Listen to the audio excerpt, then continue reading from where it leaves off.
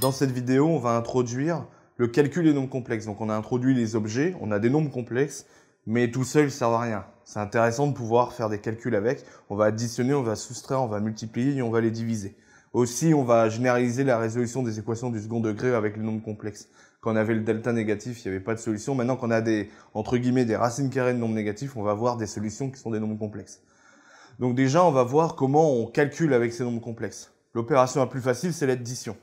Si je prends deux nombres complexes, j'ai tout donné sous forme d'exemple, et qu'on veut additionner avec un autre nombre complexe, c'est assez simple, on additionne les parties réelles entre elles et les parties imaginaires entre elles.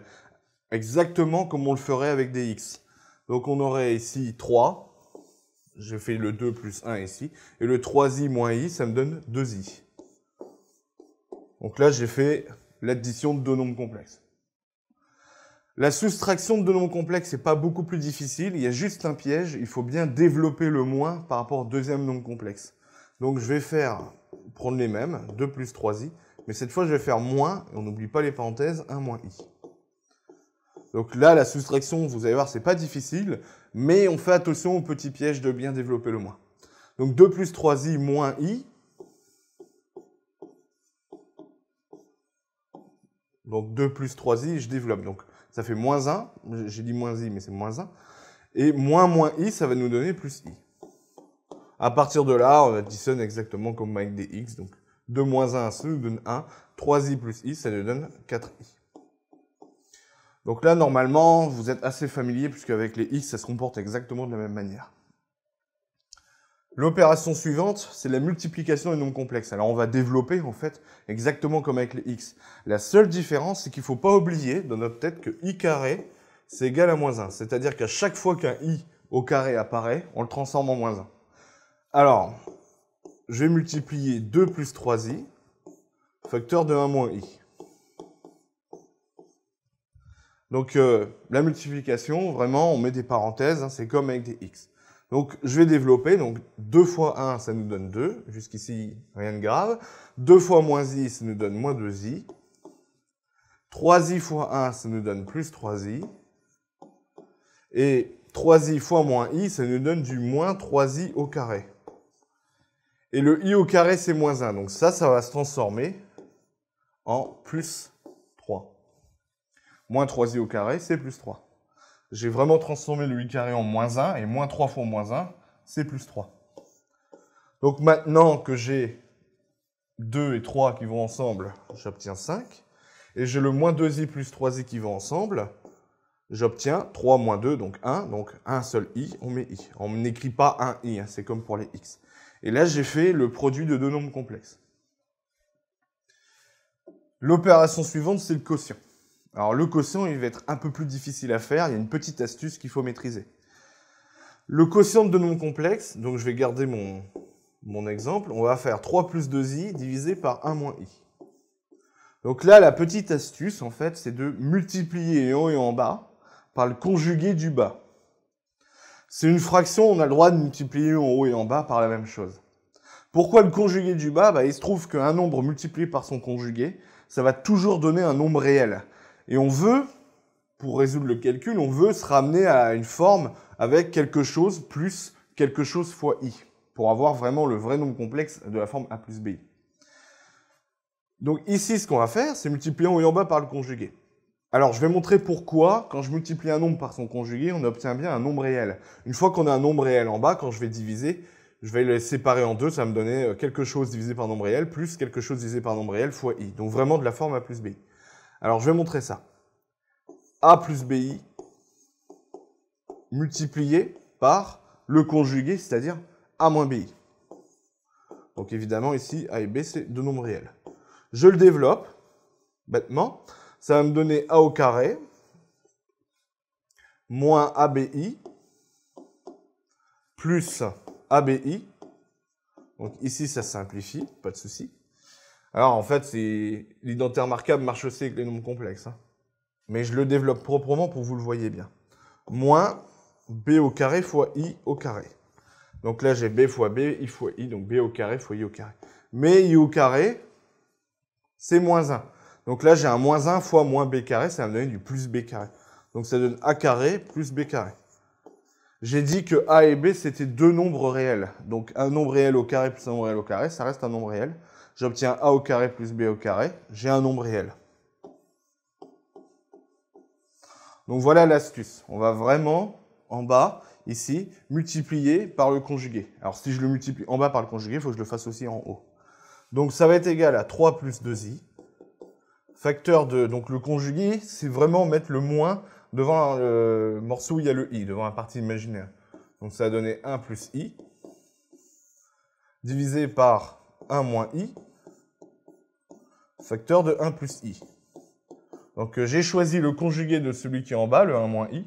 Donc c'est-à-dire que j'ai mis un moins devant. Si c'est un moins, ça devient un plus, évidemment.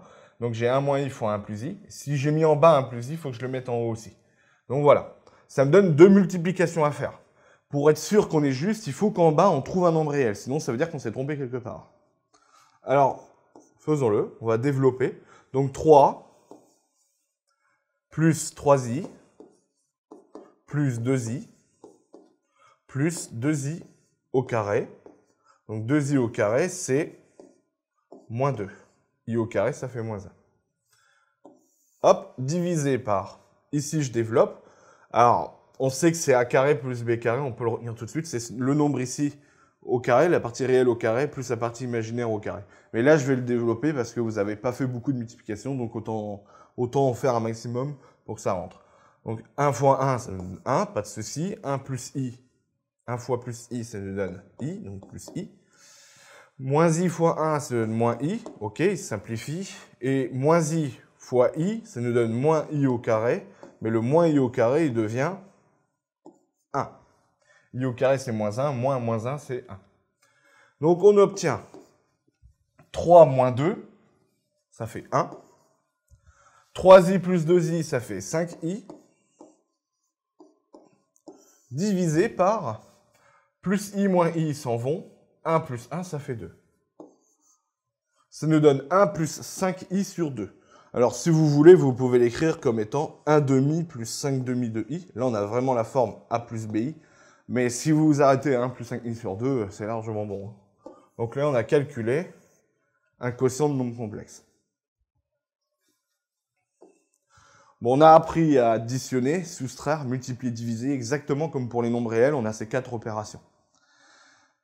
Maintenant, je vais expliquer comment on résout une équation du second degré, de façon plus générale. Alors attention, les équations du second degré, que nous on considère, c'est avec toujours ABC des nombres réels. Alors en l'occurrence, on va prendre A différent de 0, sinon, ce terme-là disparaît, c'est plus une équation du second degré. Donc on prend, attention, toujours des nombres réels. Hein. On ne résout pas les équations du second degré à coefficients complexes. Donc là, c'est coefficients, ça, on fait le cas des nombres réels. En fait, la méthode, c'est la même. Vous allez calculer delta, c'est-à-dire b carré moins 4ac. Voilà. Ensuite, si delta est positif, bah on est dans le cas qu'on connaissait avant, c'est-à-dire deux racines réelles. Si delta égale 0, on a une racine réelle double. Et maintenant, si delta est négatif,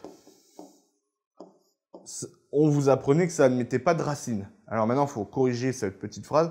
Ça n'admet pas de racine réelle, mais ça va admettre deux nombres complexes.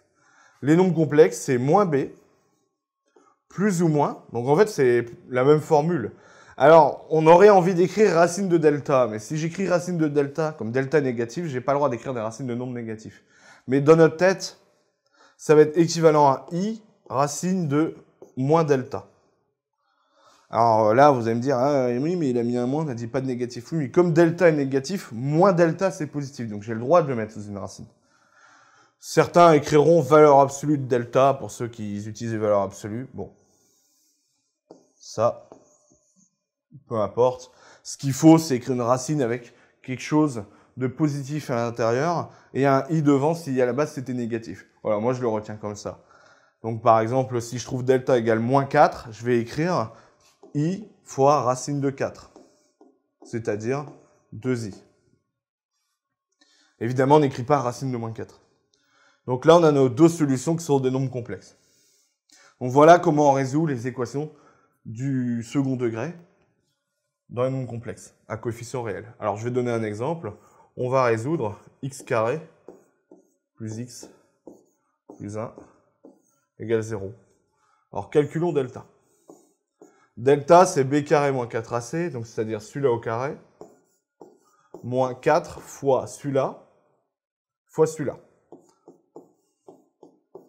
C'est-à-dire 1 moins 4, c'est-à-dire moins 3. Donc l'équation admet deux solutions complexes et elles vont être conjuguées puisqu'on a un plus ou moins i fois quelque chose.